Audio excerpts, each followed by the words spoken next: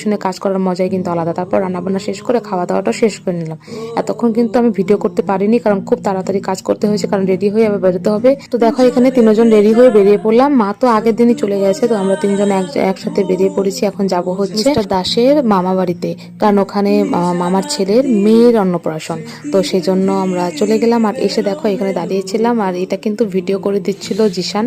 আর এখানে আমি পোজ দিয়েছিলাম হচ্ছে ফটোর জন্য, কিন্তু দুর্ভাগ্য ভিডিও অন হয়েছিল আমি জানি না, তো পোজ দিয়ে দাঁড়িয়েছিলাম। তারপরে এই সোনুটিকে আমি কোলে নিয়ে বসে পড়লাম। এটাও একটা দাদারই মেয়ে, কিন্তু যার অন্নপ্রাশন তার সাথে আমি বেশিক্ষণ টাইম স্পেন্ড করতে পারিনি, কারণ ও ছিল হচ্ছে সবার কোলে কোলে। আর অন্নপ্রাশনের দিন বাচ্চারা একটু কান্নাকাটি করে, তো একটু কান্নাকাটিও করতেছিল, আর তারপর ঘুমিয়ে পড়েছিল। তো যখন ওকে আশীর্বাদ করা হচ্ছিল তখন একটা ছোট ভিডিও আমি নিতে পেরেছি। তো এই যে দেখো, এই যে ওর ছিল অন্নপ্রাশন, আর এটা ওর মা ওকে কোলে নিয়ে বসে আছে, এখানে সবাই আশীর্বাদ দিচ্ছিল, তাই আমি একটু ভিডিও করে নিলাম। তারপর এখানে মিস্টার দাস কিন্তু একটা কাজ